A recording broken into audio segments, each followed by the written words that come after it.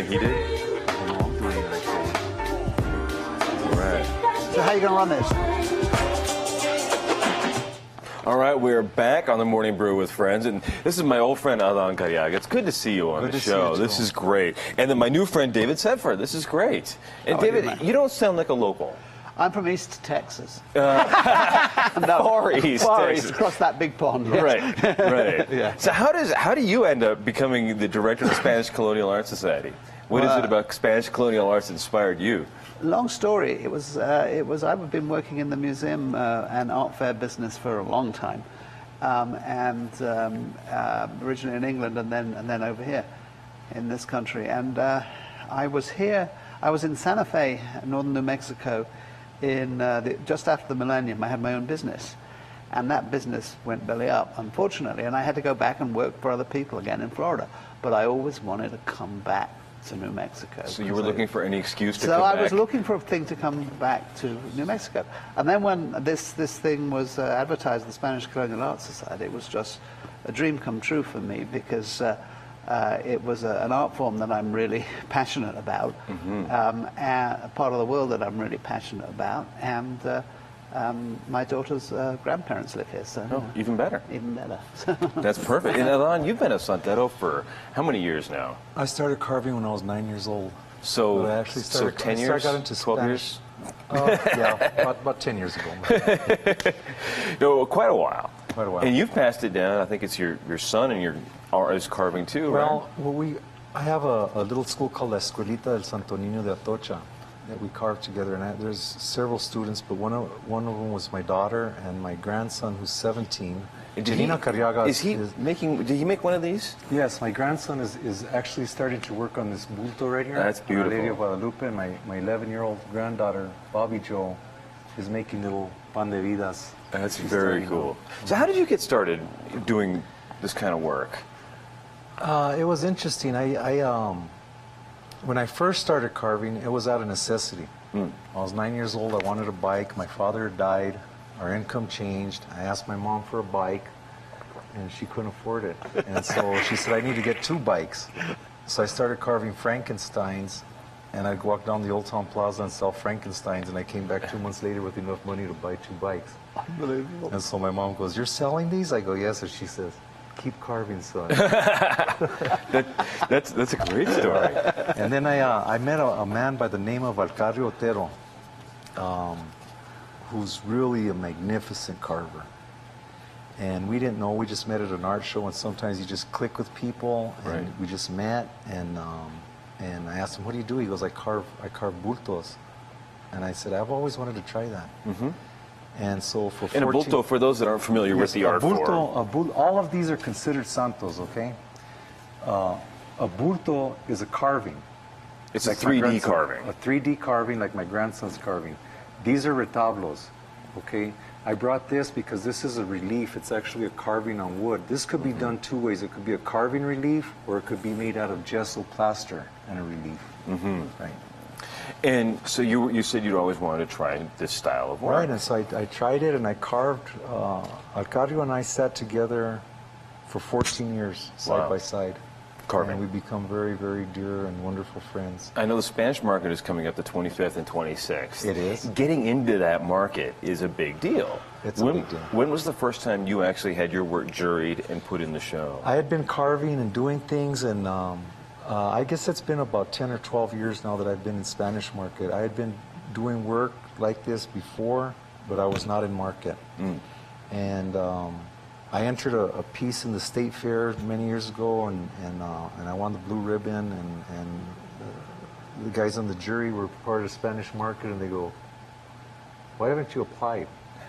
And I just hadn't. And you know, and since I've come into market, what people need to understand is that santeros and santeras, we are not competitive with each other. We're like a family. Well, and every time I go to the market, and every time I go to all the folk art markets around, everybody Santos by other Santos art, and you guys trade for each other's work, and it's a big thing, and you give praise to each other, and really love to see other good work, right? Right. And no matter what medium it's in.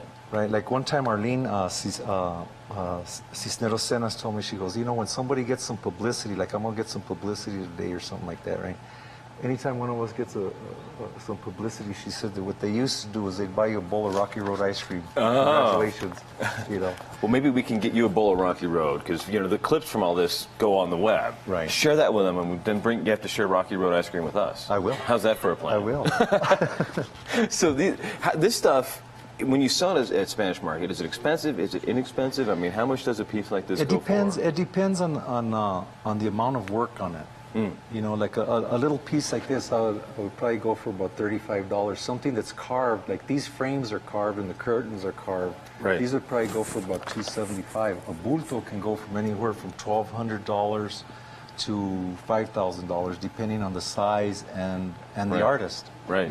Right. Because we have so many that are world-renowned artists right. now. And David, how many of those do you have this year? It seems like it gets bigger every year. We have about 230 artists this year. Wow. And 50 of those are youth artists. One of the most heartwarming parts of the market is the bit that's centered right on the Santa Fe Plaza, which is youth market, which is children from 7 to 17, who are all mentored by adult artists within the market. You've got several of them in there, and they that's the future.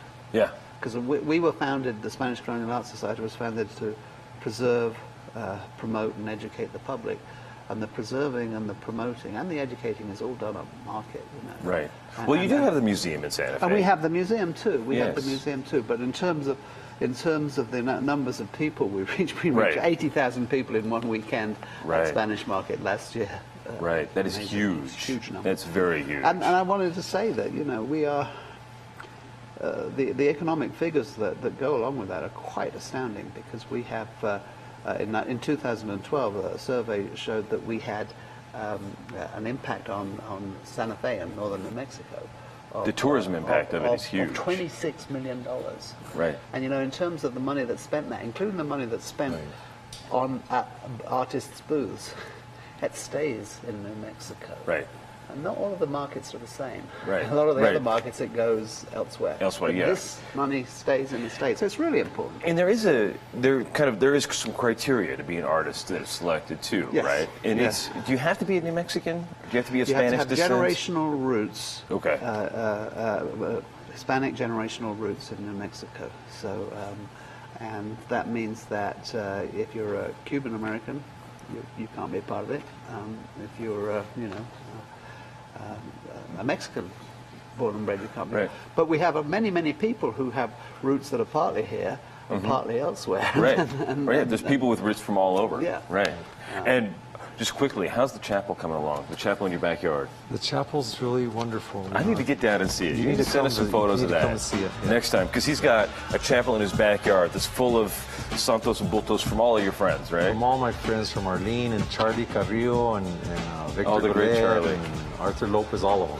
That's great. Well, we'll see you guys at the market on July 25th and 26th on the plaza in Santa Fe. On the plaza, we look forward to seeing you there. All right, we'll be back in a couple of minutes on the Morning Brew with friends.